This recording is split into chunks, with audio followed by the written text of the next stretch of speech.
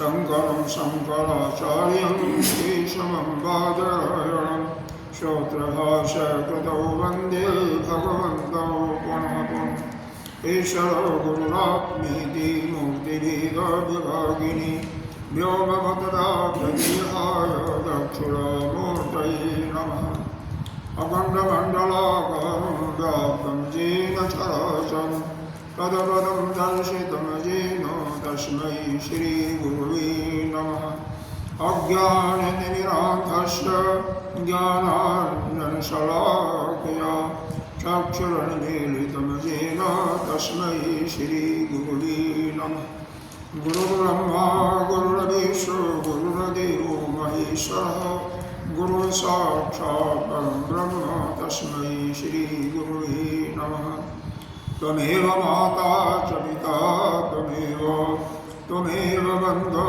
च सखा त्वमेव विद्या द्रविणं त्वमेव सर्वं मम देव अनंत श्री घोषित 1008 श्री पंचायत की महानिर्वाणी अखाड़ा के वरिष्ठ श्रोती वरिष्ठ महामंडलेश्वर एवं उत्तर प्रदेश संत समाज के अध्यक्ष श्री सदगुरुदेव भगवान के चरणों में कोटि कोटि वंदन। यहाँ के पीठाधीश्वर 1008 पंचायती महानिर्वाणी अखाड़ा के आचार्य एवं महामंडलेश्वर व राजस्थान के राजगुरु श्री विश्वकानंद भारती जी के चरणों में कोटि कोटि वंदन नमन।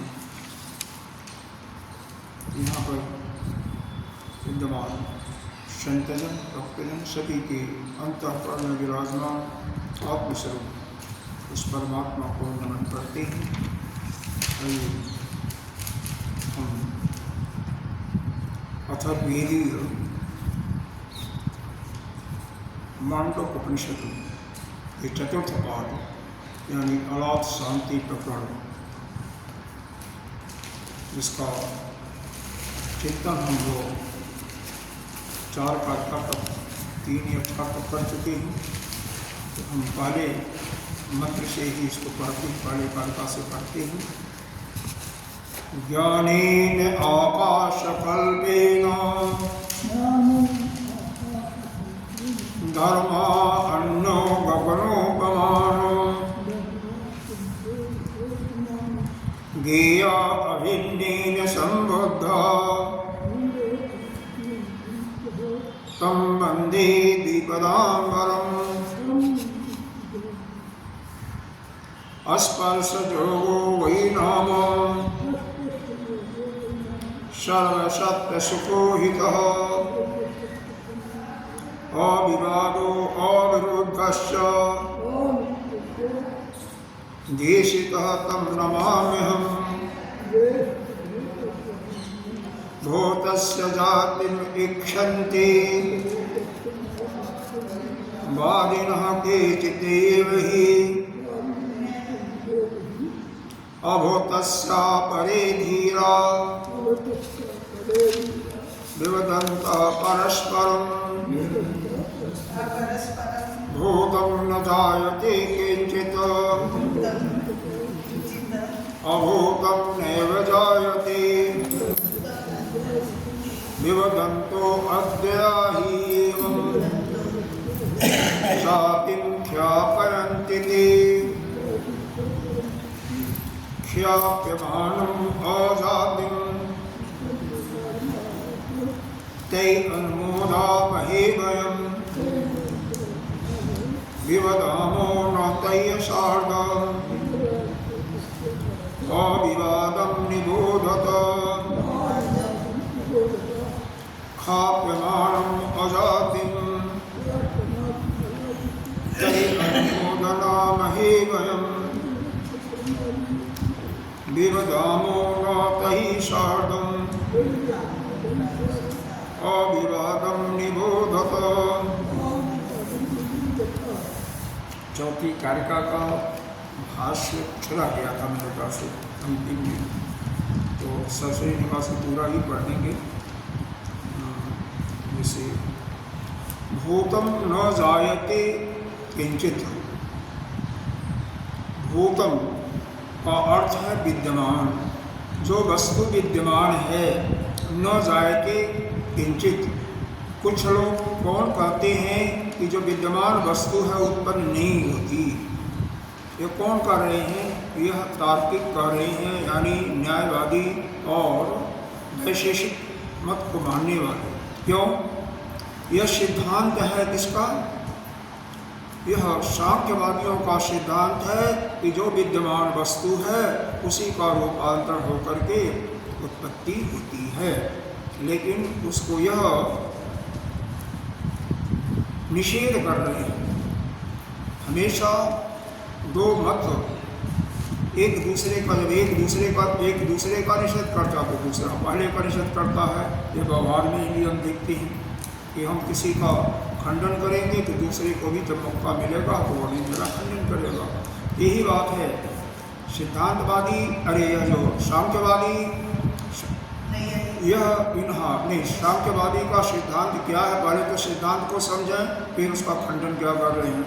उनका सिद्धांत यही है कि जो भी उत्पत्ति होती, अरे जो विद्यमान है उसकी उत्पत्ति होती है, चाहे वह रूपांतरण से हो या किसी तरीके से।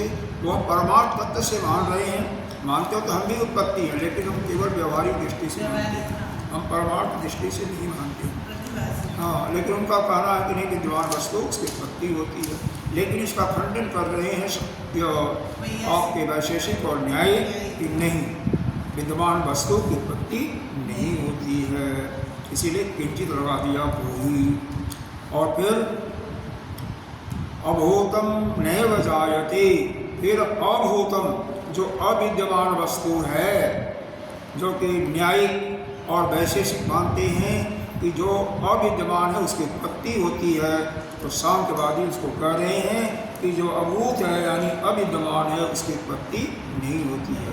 जायते का अर्थ होता है उत्पत्ति के अर्थ में होता है, न एव, न माने नहीं, यो माने इसकी। तो इस प्रकार से जो वस्तु विद्यमान ही नहीं है उसकी उत्पत्ति नहीं होती। विवदन्तो अद्य ही एवं, अद्य यहाँ पर अद्वैत तो उनको कह दिया, एक प्रकार से उन पर कटाक्ष, क्योंकि वह अद्वैत का ही सिद्धांत है, अद्वैत के सिद्धांत के ही तरफ हो जा रहे हैं, इसलिए यहाँ पर थोड़ा सा कटाक्ष के रूप में कहा गया है। विवदन्तो अद्य ही एवं, वह अंत में क्या कर रहे हैं? अद्वैत को ही, उन्हीं की ही सिद्धि कर रहे हैं। जातिम अजातिम ख्यापंत थी, क्योंकि वह अजातवाद का ही ख्यापंत माने वह प्रसार करना, प्रकाशित करना। तो एवं जो कि बीच में है तो अजातिम पढ़ा जाएगा, तो अजातिम यानी अजातवाद का ही, यह जो हमारा अद्वैत सिद्धांत का है उसी को ही वह प्रकाशन कर रहे हैं, या उसी का ही वह सपोर्ट कर रहे हैं। आपस में कैसे विवदन, तो आपस में लड़ते हुए, परस्पर विवाद करने वाले वह हमारे सिद्धांत का ही प्रतिपादन कर रहे हैं। यह अर्थ तो बिल्कुल स्पष्ट है, बहुत शास्त्रीय निगाह से इसको देखेंगे 2 मिनट के अंदर। गौतम देखिए, जितनी भी कारिका है, चाहे आप पीछे अपने 3 प्रकरण पढ़ चुके हैं, कौन आगम प्रकरण भी पढ़ लिया है और वैतथ्य प्रकरण भी और अद्वैत प्रकरण भी, तो इनकी कारिकाओं पर भाष्य कोई विशेष नहीं है, बहुत छोटा छोटा भाष्य है, क्योंकि यह कारिका अपने आप में ही ठीक है, मतलब उसको और प्रकाशित करने की जरूरत नहीं है। फिर भी उन्हीं शब्दों का अर्थ भाष्यकार ने कहीं जब खुला नहीं तो उसको खोल करके रख दिया और कुछ नहीं किया है, अपने तरफ से कोई खास नहीं जोड़ा है। तो इसलिए यह इनकी सारी कारिकाएँ बहुत ही, उनका भाव बेशक गंभीर है, लेकिन समझने में, अर्थ समझने में मुश्किल नहीं है। तो भूतम विद्यमान वस्तु न जाति से पढ़ लें। भूतम विद्यमान वस्तु न जायते किंचित अविद्यमानत्वात् एव आत्मत्वात् इति एवं वदन् अशदवादी सांख्य पक्षम प्रतिषेधति सजन्म। यहाँ तक वाक्य जो विद्यमान है, भूत का अर्थ यहाँ पर दिया गया विद्यमानो, वस्तु न जायते कश्चित। तो कुछ लोग क्या कह रहे हैं कि यानी वही न्यायवादी कर रहे हैं, न्यायवादी और वैशेषिक, जो विद्यमान वस्तु है उसकी उत्पत्ति नहीं होती। कश्चित अविद्यमान, और कुछ यानी सांख्यवादी फिर क्या कह रहे हैं, जो अविद्यमान वस्तु है, अविद्यमानत्वात्, वह वस्तु जो है एवात्म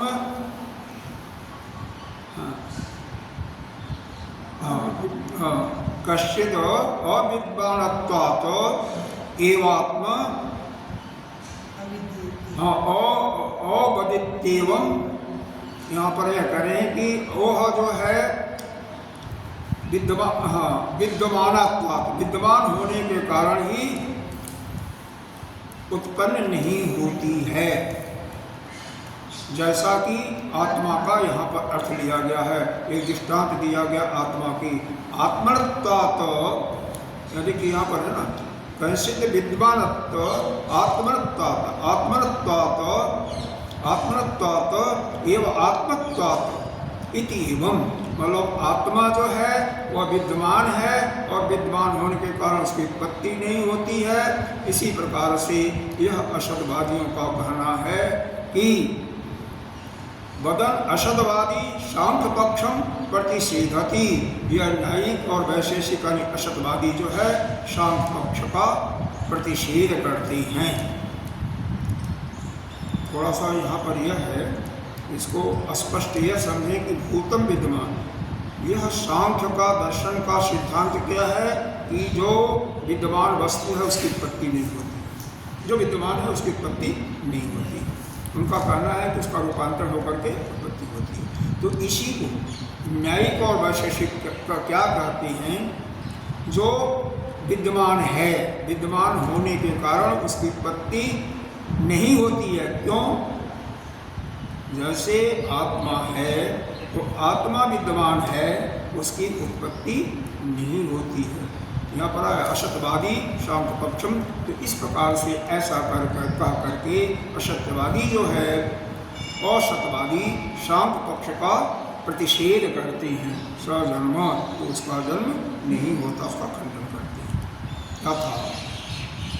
अब तो देखिए, सांख्य पक्ष का खंडन कर दिया न्यायिक वैशेषिक ने, तो अब उनका जो सिद्धांत है कि जो विद्यमान नहीं वस्तु है उसका उत्पत्ति होता है, तो इसका खंडन करेंगे सांख्य पक्ष वाले।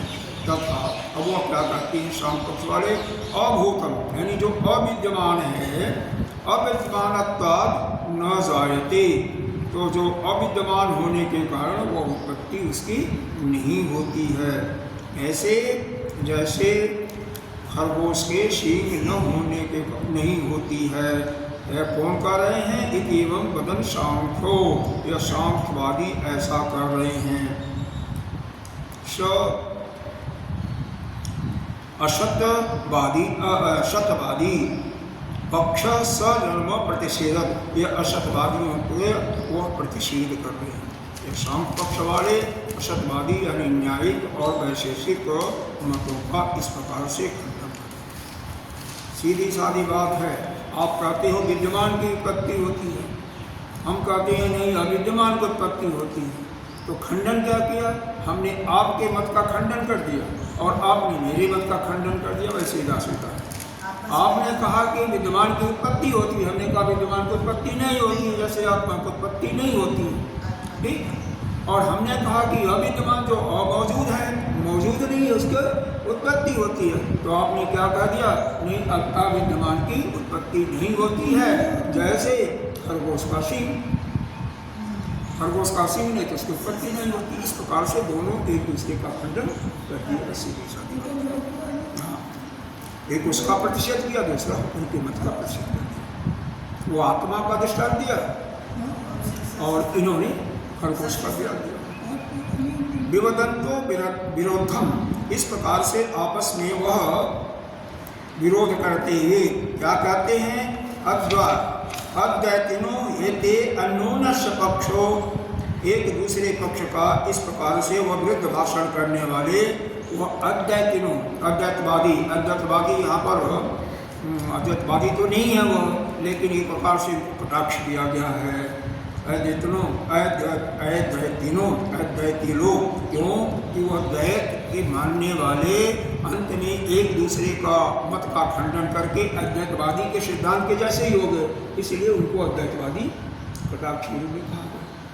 मानने वाले तो द्वैत पक्ष है, लेकिन चूंकि हमने आपके मत का खंडन किया, आपने मेरे मत का, तो दोनों क्या हो गए? अद्वैत हो गए। हाँ, सत असतो जन्मनि प्रतिषेधंती, सत का मतलब जो विद्यमान है और असत का जो अविद्यमान है, दोनों का प्रतिषेध करने से क्या हुआ? अजातिम अनुपत्ति अर्थात ख्यापयन्ति प्रकाशयन्ति थे, अर्थतः यहाँ पर होगा जातिम अनुपत्ति अर्थतः ख्यापयन्ति प्रकाशयन्ति थे। इस प्रकार से एक दूसरे के मतों का खंडन करके वह अजाति अर्थात अद्वैत मत को ही यानी अनुत्पत्ति को ही प्रकाशित कर रहे हैं। और हमारा भी मत यही है कि परमार्थ दृष्टि से किसी भी वस्तु की उत्पत्ति नहीं होती। व्यवहारिक दृष्टि से हम मानते हैं, जैसे तैत्तिरीय उपनिषद में भी आया है कि आकाश की उत्पत्ति हुई, इससे हिरण्यगर्भ से आकाश की उत्पत्ति हुई, आकाश से फिर वायु की उत्पत्ति हुई, वायु से फिर अग्नि की, फिर अग्नि से जल की, जल से पृथ्वी।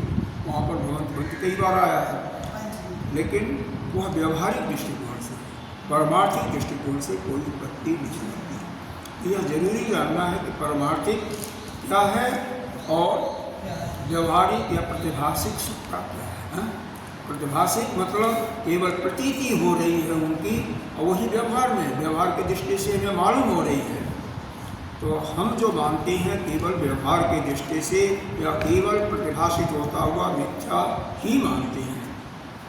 और वह मानते थे जैसे एक परमात्मा है, परमात्मा के साथ साथ जगत भी है, क्योंकि दूसरी सत्ता होगी तो दो हो जाएंगे ना। उसमें मुख्य रूप से विवाद क्या होगा कि दोनों में फिर बड़ा होगा। फिर आप वह कहते जो पहला ही कारिका है कि क्या है, ज्ञानेन आकाश कल्पेन, वो सब गलत हो जाता है। उसका ज्ञान जो है आकाश कल्प के समान है, आकाशवत है, धर्मान्यो गगनोपमान, उसका धर्म भी गगन के ही सदृश है। गे अभिन्न, आत्मा से अभिन्न जो है, तो वह सब गलत हो जाता। लेकिन उन्होंने क्या हुआ कि अद्वैतवादी जो है वो अपने ही मत का खंडन करते हुए, एक दूसरे के मतों का खंडन करते हुए इस अद्वैतवाद को यानी आजादवाद की पुष्टि कर देती हैं। अगला मत करती हैं। अब जो उन्होंने सिद्धांत बता दिया, हम उसका खंडन नहीं कर रहे। क्यों? होता क्या है, पक्ष का कोई कहता है तो प्रतिपक्षी उसका विरोध करता है, लेकिन हम उनका विरोध नहीं कर रहे हैं। क्यों? वो हमारे पक्ष का ही ये प्रकार से पुष्टि किए है ना, तो हम उनका विरोध क्यों करें? हमारा स्वभाव नहीं है विरोध करना। कई होते हैं, जैसे पार्लियामेंट वगैरह में क्या होता है, विरोधी या पक्ष वाला जो कुछ बोले, विरोधी उसका खंडन जरूर करना है। विरोधी जो बोलेगा उसका पक्ष वाले खंडन करेंगे, तो वो हम ऐसा नहीं करते। हमें जो हमारे ही मत का अगर कोई डायरेक्ट इनडायरेक्ट रूप से सपोर्ट कर रहा तो उसको हम सपोर्ट करते हैं। तो हम यहाँ पर उनका अनुमोदन कर रहे हैं। देखिए, ख्यातमानम अजातिं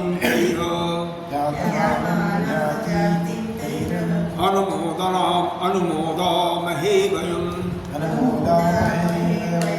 विवदामो न तैः सार्धम् अविवादं निबोधत ख्याप्यमानम् अजातिं तैः अनुमोदनामहे वयम् विवदामो न तैः सार्धम् अविवादं निबोधयत। यहाँ पर देखिए तई शब्द आया है, तई। अब इसमें अगर कर्ता और क्रियापद जोड़ें तो वयम इसमें कर्ता है, जो कि प्रथमा का थर्ड वचन है। प्रथमा मध्यम उत्तम पुरुष का थर्ड वचन है, तीसरे का। अनुमोदना में हम उनका क्या होगा, हमेशा कर्ता के बाद क्रिया आती है, तो हम उनका अनुमोदन कर। क्रिया क्या है? अनुमोदन। अनुमोदन, तो हम उनका अनुमोदन कर रहे हैं। क्या अनुमोदन कर रहे हैं? फिर प्रश्न ही होता है कि हम अनुमोदन तो कर रहे हैं, किस चीज़ को अनुमोदन कर रहे हैं? अनुमोदन मतलब उसको स्वीकार कर रहे हैं। किसका? तई, उनका जो सिद्धांत है। तई किसका सिद्धांत है? द्वैतवादियों का सिद्धांत है। क्या उनका सिद्धांत है? जो अजाति ख्यापमानम, जो अजाति यानी अद्वैत का जो उन्होंने प्रकाशित किया, अद्वैत का जो प्रकाशन किया, उस सिद्धांत को हम क्या कर रहे हैं? अनुमोदन कर रहे हैं। समझ में आ रहा? क्योंकि उन्होंने आपस में एक दूसरे के मत का खंडन करके किसका समर्थन किया? न कोई उत्पत्ति नहीं होती। एक ने कहा सत पदार्थ की उत्पत्ति नहीं, दूसरे ने कहा असत पदार्थ की उत्पत्ति नहीं। इसका मतलब किसी की उत्पत्ति नहीं। उत्पत्ति नाम की कोई चीज नहीं है। और वेदांत वही कहता है कि किसी चीज की उत्पत्ति होती ही नहीं।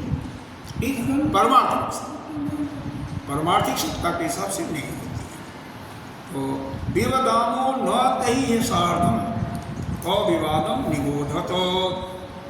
अब यहाँ पर देखिए, अतः तुम, यहाँ पर जब यह हो गया कि वह हमारे ही मत का जब खंडन कर रहे हैं, तो विवदामो न, तो हम उनके साथ विवाद नहीं करते। न विवाद, कई उनके साथ हम विवाद नहीं करते।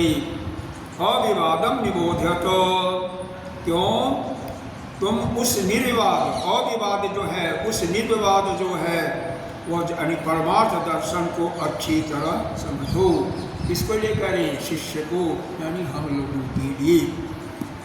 कौन नहीं विवाद करता? यानी यह वेदांत पक्ष उनके साथ कोई विवाद नहीं करता। इसलिए हम लोगों के लिए है कि वह जो निर्विवाद कौन है, वह परमार्थ तत्व है या आत्म तत्व है, उसको तुम निबोधत यानी अच्छी तरह से समझ लो। देखो, ख्यातमानम अजातिम तई अनुमोदना महीवयम्, हम उनके अजाति सिद्धांत को जो वह प्रकाशित किए हैं उसका अनुमोदन कर रहे हैं, उनकी प्रशंसा कर रहे हैं। हाँ, ठीक है, समझ में आ रहा है? जो उनका सिद्धांत, उन्होंने जब एक दूसरे के मत का खंडन करके अजाति के सिद्धांत की पुष्टि किया कि इन्हें किसी की उत्पत्ति नहीं होती, तो हम उसका क्या कर रहे हैं? अनुमोदन कर रहे हैं। विवदामो न, हम उनसे साथ विवाद नहीं करते। तैः बने उनके साथ साधम अविवादम निबोधत, इसलिए तुम क्या करो? वह जो निर्विवाद सिद्धांत है, कौन सा? वो परमार्थ दर्शन का, आत्म तत्व का, उसको समझो, अच्छी तरह से समझो। निबोधत, अच्छी तरह से समझो। भाष्य भी देखो, ये भी कोई कठिन नहीं है। तैयैवं देखो तै किसके लिए आया है? तै दोनों के लिए आया है, द्वैतवादियों के लिए। यह सांख्य पक्ष वालों के लिए भी आया है, न्यायिक और वैशेषिक के लिए भी है।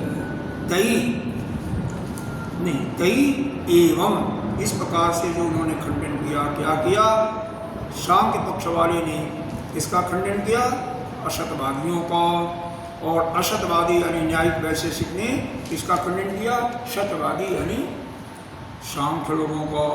ख्यापमानम अजाति, इस प्रकार से जो उन्होंने, उन दोनों ने इस अजात सिद्धांत का प्रकाशन किया, तो हम क्या कर रहे हैं? एवं अस्तु, ऐसा ही हो। हम उनका क्या कर रहे हैं? जैसे कहते हैं सुखी भवन, सुखी भवन, तो हम उनको क्या कर रहे हैं? ठीक है, ऐसा ही हो, जो तुमने कहा ऐसा ही हो, हम कुछ नहीं करते। एवं अस्तु, यहाँ पर जाति एवं अस्तु, अनुमोदना महे केवलम, हम केवल अनुमोदन कर रहे हैं। मतलब उस अनुमोदन के सिवा, अनुमोदन का मतलब स्वीकारोक्ति, स्वीकार करना और कुछ नहीं। जैसे वही बिल जब सदन पटल पर रखा जाता है, सदन पटल पर रखा जाता है, तो उसके समर्थन में और विपरीत में, विरोध में लोग बोलते हैं। बोलने के बाद अगर विरोध वाले भी उसके समर्थन ही जैसा अपना वाक्य बदल करके एक प्रकार से इनडायरेक्ट रूप में समर्थन ही कर रहे हैं, तो जो पक्ष वाले हैं क्या कहेंगे कि ठीक है, ऐसा ही है, हम आपका विरोध नहीं करते। इसी प्रकार से यहाँ पर जितने या दो द्वैतवादी थे, द्वैतवादी लोगों ने हमारे उत्पत्ति के सिद्धांत पर कि किसी वस्तु की उत्पत्ति नहीं होती, तो उसका उन्होंने स्वीकारोक्ति किया। एक दूसरे कैसे किया? एक दूसरे का खंडन करके। तो हमने यही कहा कि ठीक है, ऐसा ही हो, केवलम, इस प्रकार से हमने केवल अनुमोदन किया। न तै सार्धम व्यवदामः, और उनके साथ यह है कि पक्ष और प्रतिपक्ष को ग्रहण करके उनके साथ विवाद नहीं करते, केवल हम अनुमोदन करते हैं, न कि उनके साथ विरोध करते हैं। यथा ते अन्योन्यभी इति अभिप्रायः, जैसा कि वे दोनों आपस में किया करते हैं। यथा मतलब जैसे, वे अन्योन्य, ये आपस में एक दूसरे से क्या करते हैं? विरोध कर, जैसा एक दूसरे से झगड़ते रहते हैं। इति अभिप्रायः, शब्दों का अगर संधि हमारा ठीक ठीक हो जाएगा ना, तो इसका अर्थ खुल जाता है। यथा ते अन्योन्य, अन्योन्य इति अभिप्रायः, जैसा कि वह आपस में एक दूसरे का खंडन करते हैं। खंडन नहीं यहाँ पर है, लेकिन वह लगा लेते हैं। इति अभिप्राय, इसका अभिप्राय यही है। अभिप्राय का मतलब, इसका मतलब यही है, यही इसका मतलब है कि जैसा वे आपस में एक दूसरे के मत का खंडन करते हैं या एक दूसरे से झगड़ा करते हैं, वैसा हम पक्ष और प्रतिपक्ष के भाव को लेकर के विवाद नहीं करते। ठीक, विवदामः सार्धम विवदामः, न तै सार्धम विवदामः, हम उनके साथ विवाद नहीं करते। कैसे? पक्ष और प्रतिपक्ष को ग्रहण करके उनके साथ कोई विवाद नहीं करते। कैसे नहीं करते? यथा जैसे, ते अन्योन्यम, जो आपस में वह करते हैं विवाद। अति अभिप्राय, इसका यही अर्थ है। अतः तम अविवादम विवाद रहितम परमार्थ दर्शनम अनुज्ञातम अस्माभि निबोधतः हे शिष्य। इसलिए क्या कर रहे हैं? हे शिष्य सुनो, मतलब हे शिष्य सुनो। क्या सुनो? अतः तम अविवादम विवाद रहितम वह जो अविवादित है, अविवाद का अर्थ क्या दिया? विवाद रहित, जिसमें किसी प्रकार का विवाद नहीं है, वह कौन है? कौन अविवाद है? वह परमार्थ दर्शन या आत्म तत्व। तो वह जो आत्म तत्व है परमार्थ दर्शन का, जैसे अनुज्ञात अस्माभि, जो मेरे द्वारा, अस्माभि अहम आम भयम माम वाम अस्मान ऐसे करके होता है, अस्मत सबका यह रूप चलता है, तो वहाँ पर आता है अस्माभि। तो अपने हमारे द्वारा जैसे उपदेश दिया गया, अनुज्ञात माने उपदिष्ट किया हुआ है, जो हमने या हमारे द्वारा उपदेश दिया गया किसका? उस परमार्थ दर्शन का या आत्म तत्व का। आत्म तत्व का कहाँ उपदेश दिया गया है? आगम प्रकरण में पढ़े, जो पहला प्रकरण था आगम प्रकरण में, वहाँ पर बताया गया है कि वह आत्मा एक ही है। इसे तो जगह जगह उपनिषदों में भी आया है, हर उपनिषदों में आया है। तो जैसे वहाँ पर हमारी प्रतिज्ञा की गई थी कि अद्वैत है आत्मा, यानी अद्वैत है, दूसरी सत्ता किसी की नहीं है। दूसरी सत्ता जो दिखाई दे रही है जीव की और जगत की, वह केवल मात्र प्रतीति हो रही है, वह सत्ता है नहीं। वह जो प्रतिज्ञा वहाँ पर किया गया था आगम पर, श्लोक बताओ, मंत्र बताओ क्या? मंत्र देखेंगे तो मिल जाएगा आपको। वह वहाँ पर यह किया गया था आगम प्रकरण में, शुरू में किया गया था। देखो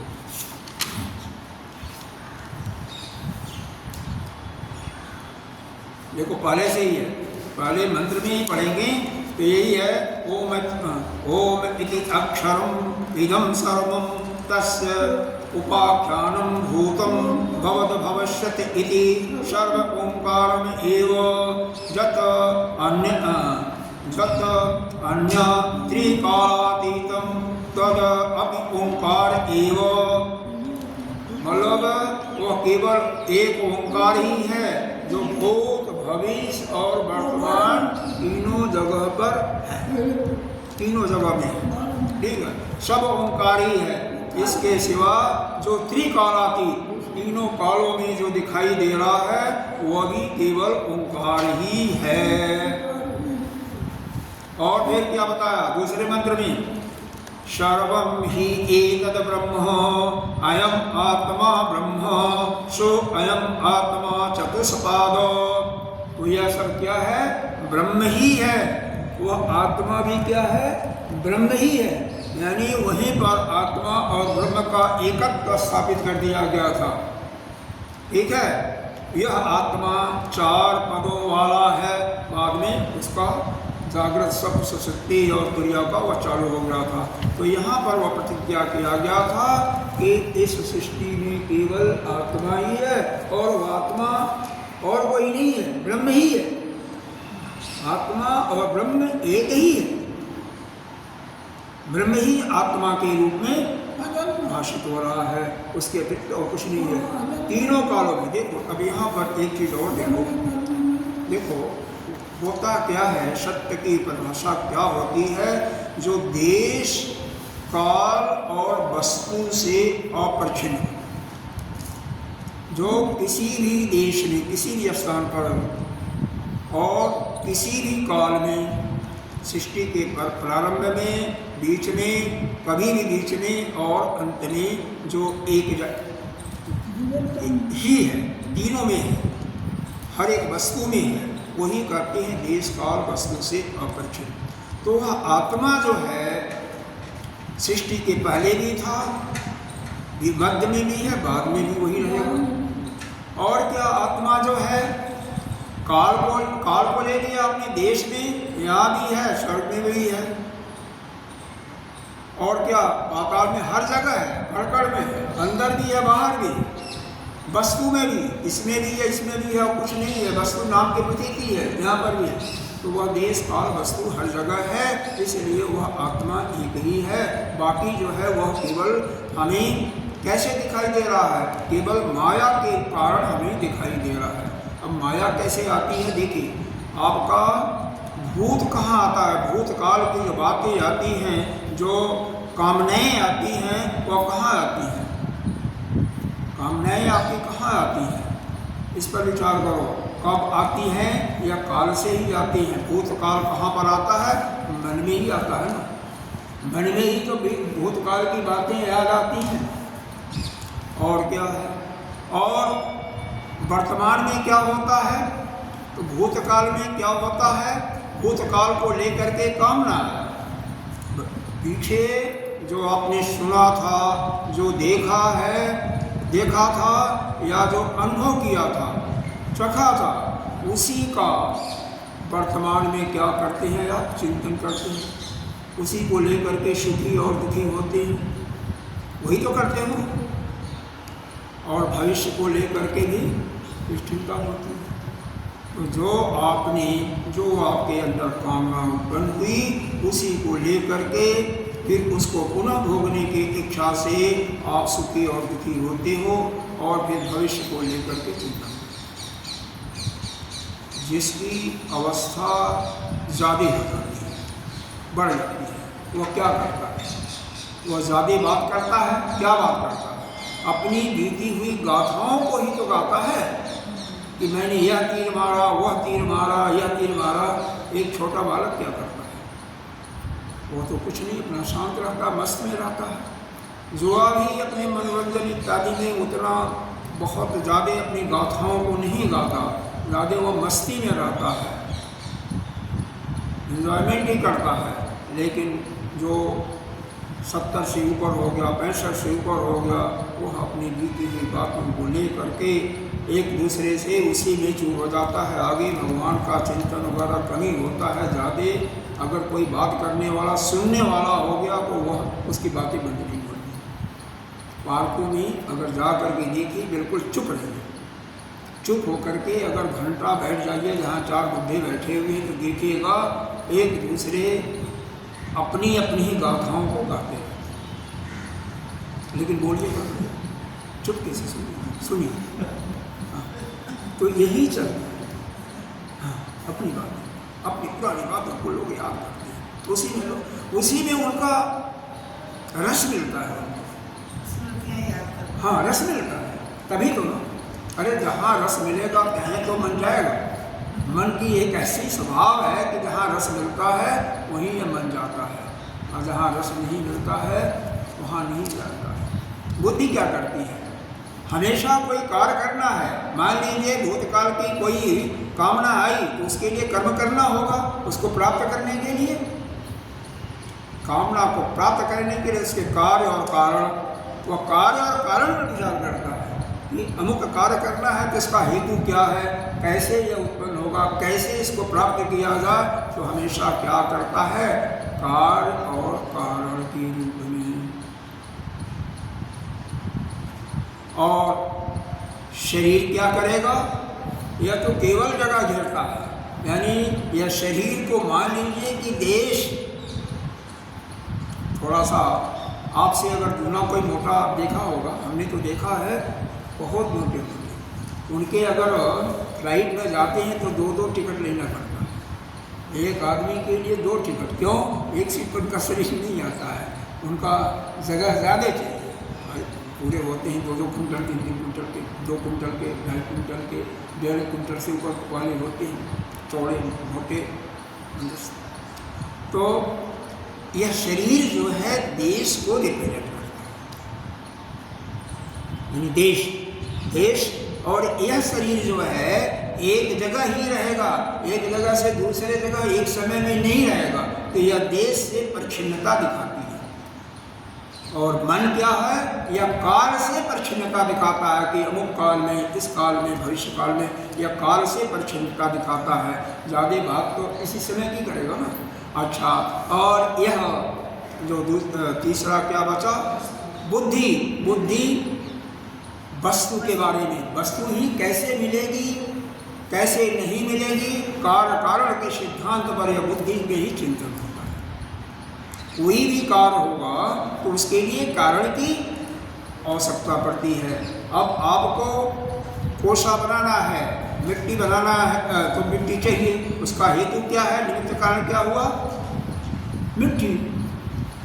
उपादान कारण हुआ, निमित्त कारण तो कुम्हार हुआ। तो इस प्रकार से उस उपादान कारण मिट्टी से ही कोसे सकोरे इत्यादि बनेंगे।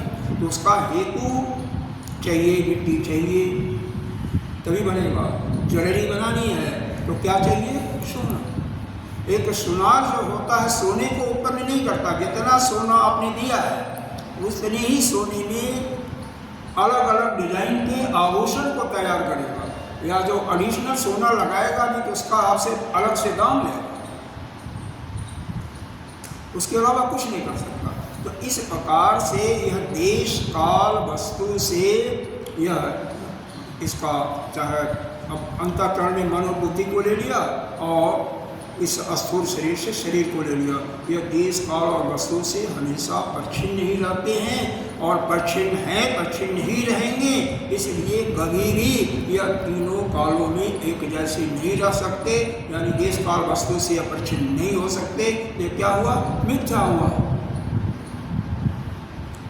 सत्य का सिद्धांत यही है कि जो देश काल वस्तु से अपरिच्छिन्न हो, यानी अपरिच्छिन्न का मतलब क्या हुआ? जो काल के अनुसार पहले भी था, अभी भी है, बाद में भी रहेगा। 50 साल के पहले भी था, अभी भी है और 50 साल बाद भी है। यह तो काल की बात हो गई।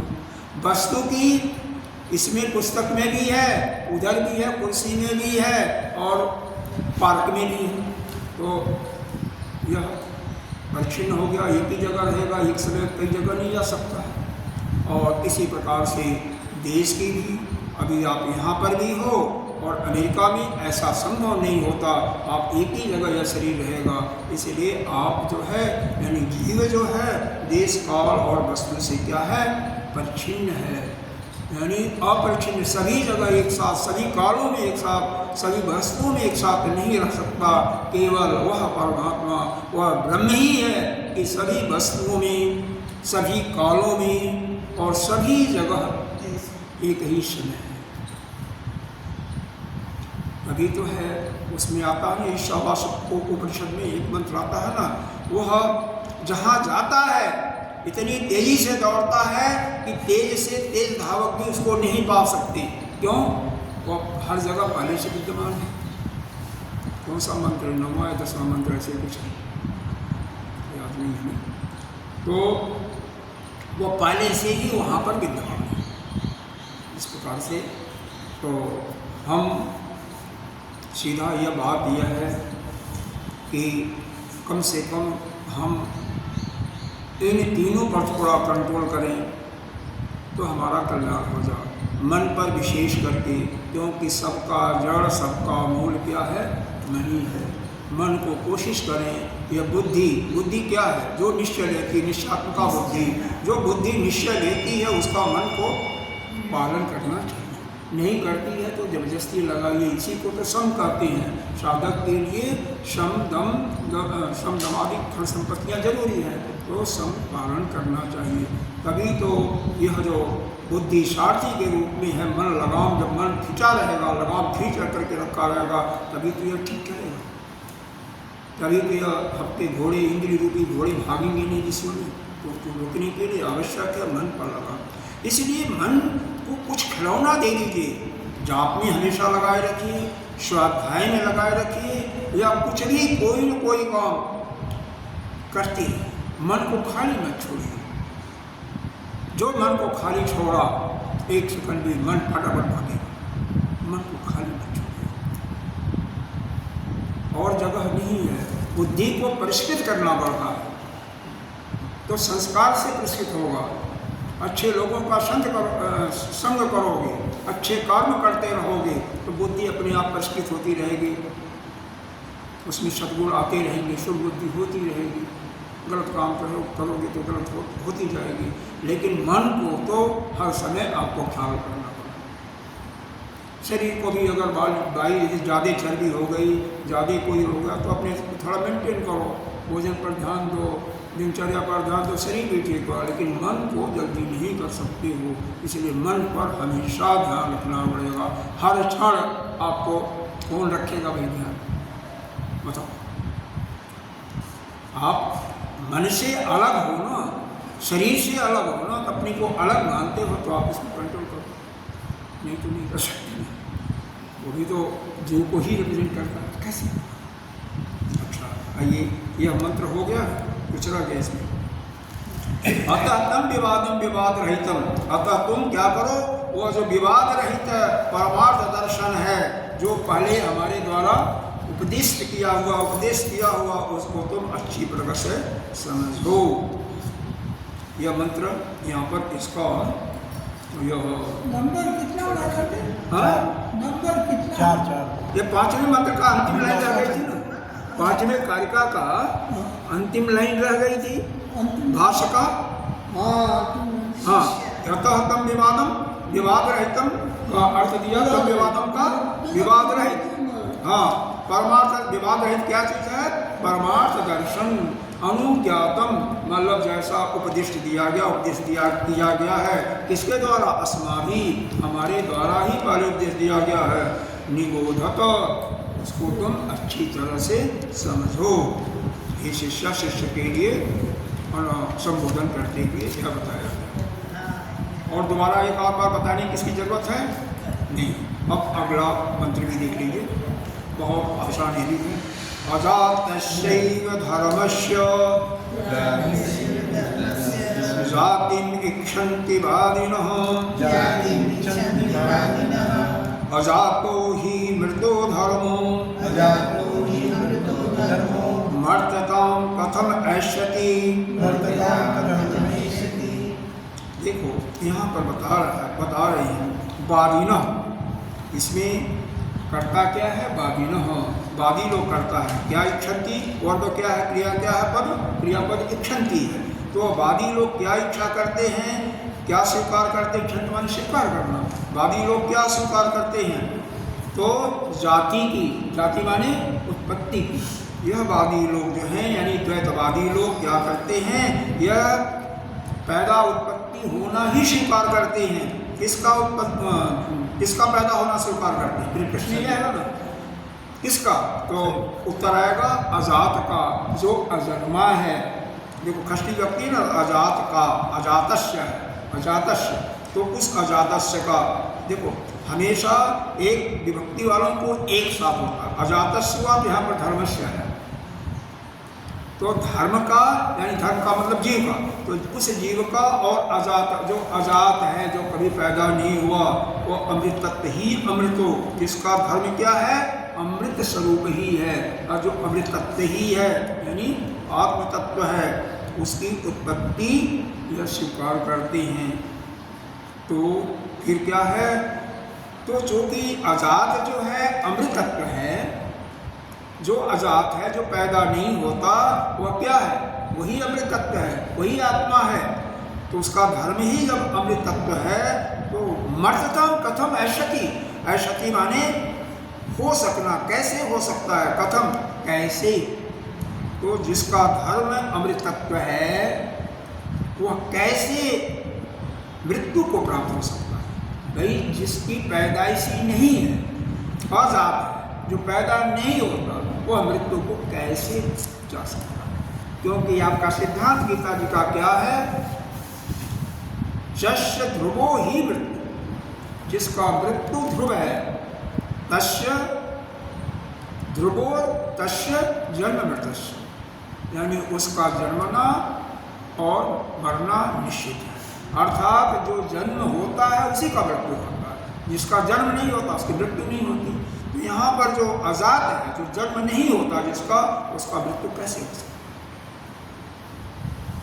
अब इसका भाष्य यहाँ पर नहीं दिया गया। यहाँ पर तो भाष्यकार ने सीधे कह दिया कि इसका भाष्य हमने पहले आपको बता दिया है। कहाँ पर? तो यह अद्वैत प्रकरण में, यानी 30वें प्रकरण का 20वां आप निकालेंगे मंत्र, 20वें मंत्र में तो आपने पढ़ा होगा, लेकिन फिर एक बार उसको समझ जाइए। केवल एक शब्द का इसमें भेद है। धर्म के जगह भाव आ गया है और धर्मस्य के जगह भावस्य आ गया है। विभक्ति वही है, केवल धर्म का रूपांतरण भाव में कर दिया गया है। दूसरी लाइन में भी धर्म है, वहाँ पर भाव कर दिया गया है और यही है, तो उनका अर्थ एक ही है।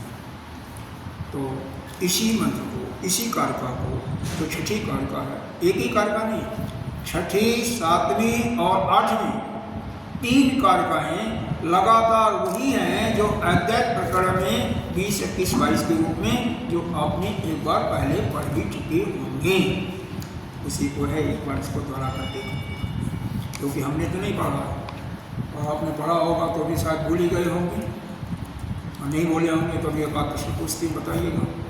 अजातस्यैव भावस्य जाति निक्षंति वादन, ये अद्वैत प्रकरण का 20वां है, 320, क्योंकि इसका भाष्य यहाँ पर दिया हुआ है। 320 और 46 एक ही चीजें हैं।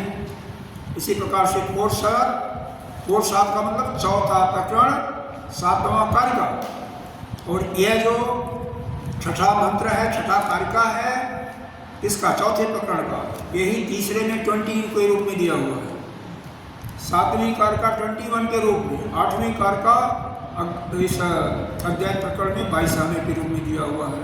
उठा करके वही दे दिया गया है, एक शब्द का अंतर करके। अजातस्यैव भावस्य जाति निक्षन्ति वादिनः, अजातो हि अमृतो भावो मर्त्यतां कथम ऐष्यति। बात वही है कि बागी लोग क्या करते हैं, बागी लोग अजात का, जो जिसका जन्म नहीं होता है, उस जीव का या क्या करते हैं, वह उत्पत्ति स्वीकार करते हैं, जबकि जिसका जन्म ही नहीं होता, जो अमृत स्वरूपा है, उस मृत्यु को कैसे प्राप्त हो सकेगा। क्योंकि सिद्धांत यह है, जिसका जन्म होता, जिसकी उत्पत्ति होती है, उसी की मृत्यु होती है, जिसकी उत्पत्ति नहीं है उसकी मृत्यु नहीं है। इसका भाष्य में छोटा सा भाष्य, जे तो पुनः केचित् उपनिषद व्याख्यातारो ब्रह्मभागिनो भावदूका अजातस्य एव आत्मतत्तस्य अमृतस्य स्वभावतो जातिं उत्पत्तिं इच्छन्ति परमार्थः एव। जे तो पुनः,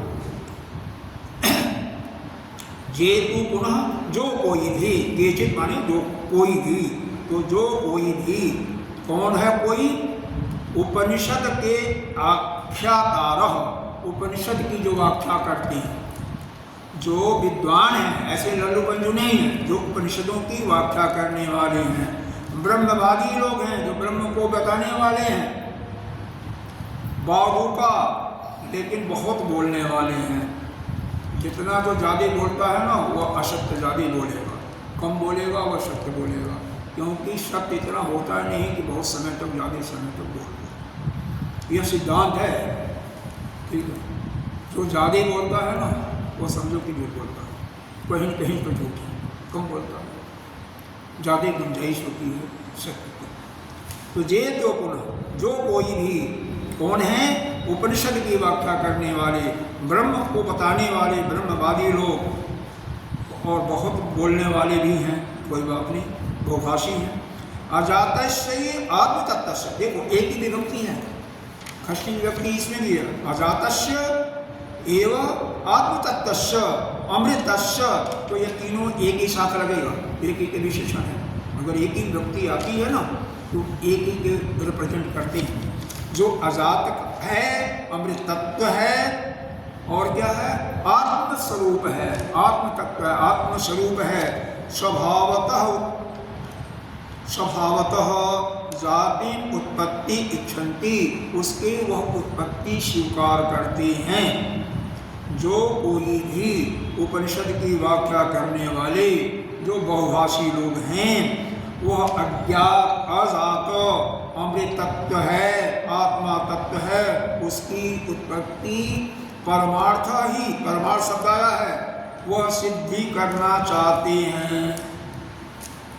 वह यह चाहते हैं कि यह जो आत्मा है, यह जो अजन्मा है, उन्होंने अजन्मा कह दिया ना यहाँ पर, हाँ, उसकी उत्पत्ति नहीं होती तो जन्मा हो गया, वो उस उत्पत्ति उसकी सिद्धि करना चाहते हैं।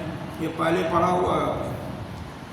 तेषां जातम चेत तत एव मर्त्याम अवश्य इष्यति अवश्यम, तो अब यहाँ पर तेषाम, तो उनके मत में वह उत्पन्न होता है, तेषाम जातम वह उत्पन्न होता है, चेत तत्एव, तो जो उत्पन्न होता है वह अवश्य ही मर्त्यताम ऐष्यति अवश्यम, वही ऐष्यति अवश्यम, वही मृत्यु को प्राप्त होगा। यानी जो पैदा होता है, जिसकी उत्पत्ति होती है, वो अवश्य ही मरणशीलता को प्राप्त होगा। उनका भी मत है और सभी का मत है कि जो पैदा होगा वह मृत्यु होगा। उनका मत क्यों कहा जा रहा है? क्योंकि उनके मत के अनुसार या क्या अभी इसको बता दिया, आजाद है। इस जीव को क्या बता दिया उन्होंने? आजाद पैदा ही नहीं होता। जब आजाद है, अजन्मा है, फिर कैसे मरेगा भाई? क्योंकि तुम्हारा सिद्धांत है, तुम्हारा नहीं हमारा भी है, लेकिन हम उनको उपलक्षित करके कह रहे हैं, उनको लखा करके कह रहे हैं कि आप ही ने कहा था कि जो जिसकी उत्पत्ति होती है वही मरता है, आपने कहा। तो आपके मत में जब उत्पत्ति होती है तभी मृत्यु होती है। तो स अजातो, तो जो उत्पन्न नहीं हुआ, स अजातो जो अजन्मा है, अमृतत्व है, भाव स्वभावतः, स्वभाव से जिसका अमृतत्व स्वभाव है, सन आत्मा, वह आत्मा कथम मर्त्यताम ऐष्यति, इस प्रकार से मृत्यु को प्राप्त हो। मेरी आपके मत में आपने यह बताया कि जिसकी उत्पत्ति होती है उसकी मृत्यु होती है।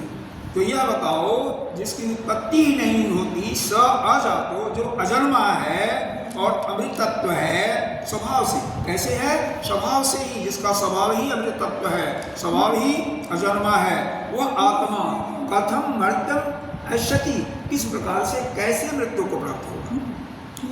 तो इसका उत्तर अपने आप ही दे रहे हैं, न कथचन, तो कैसे। अतः तात्पर्य क्या है?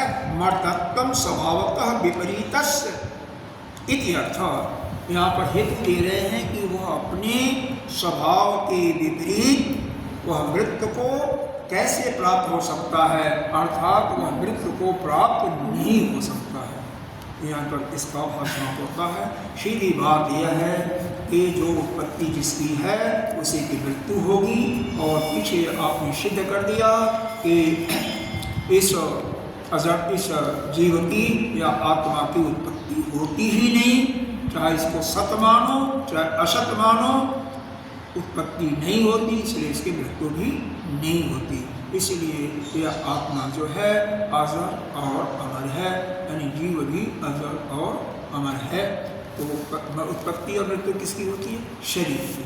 तो सीधी सी बात है, शरीर को आप अलग समझो, आप शरीर नहीं हो, इस पर दृढ़ हो जाओ। यह हम आपके लिए है कि अगर हम आप सुखी दुखी नहीं होना चाहते, हमेशा आनंद में रहना चाहते हैं, तो अपने को शरीर से अलग समझें। भाई जब आप की मृत्यु नहीं होती, उत्पत्ति भी नहीं आपकी है, यही तो सिद्ध हुआ है, क्योंकि आप आत्मा ही तो हो। तो आपकी जब उत्पत्ति नहीं है, मृत्यु नहीं है, और यह जिसके साथ जिसके अंदर हो, इसकी तो उत्पत्ति है, एक समय उत्पन्न हुआ और एक समय में मर जाएगा। शरीर की मृत्यु तो है निश्चित ना। तो हम दोनों विपरीत धर्म के एक साथ कैसे रह सकते हैं? वो तो किराए पर हम हैं, इसको स्वीकार करो। यह शरीर हमारे लिए कुछ समय के लिए है, हम इससे अलग हैं, इसके धर्म अलग हैं, हमारे धर्म अलग हैं। अगर आप शरीर से अपने को अलग स्वीकार कर लेते हो, तो शरीर के जितने भी संबंध है उनसे भी आप अलग हो जाओगे। तो बताओ आपको दुख कहाँ होगा? यही है गीता जी का 6ठे अध्याय का 22वां श्लोक याद करो। 22वें श्लोक में स्पष्ट किया गया है, गीता जी के 6ठे अध्याय में क्या बताया गया है, देखो जब महात्मा जी याद है? 6ठे अध्याय का 22वां श्लोक, 6ठे अध्याय का 22वां श्लोक याद है? नहीं याद है तो देखो उसमें ये है, अभी याद आता बताता उसका भाव यही है कि जहाँ जहाँ से आपको दुख प्राप्त होता है उससे अपने को अलग कर लो, सीधी बात। तो चूँकि शरीर के जहाँ जहाँ से संबंध बनते हैं वहीं से आपको दुख प्राप्त होता है, इसलिए उससे अपने को अलग कर लो, सीधी बात है। आप हमेशा दोनों समान तो एक ही विचार समर्थन करते, सच्चाई का समर्थन करते। हाँ, ऐसे याद नहीं आ रहा हमें, याद आने श्लोक याद आ रहे, याद है लेकिन वो नहीं आ रहा। हाँ याद ओम पूर्णमिदं पूर्णस्य पूर्णमादाय पूर्णमेवावशिष्यते। ओम शांति शांति शांति। शंकरं शंकराचार्यं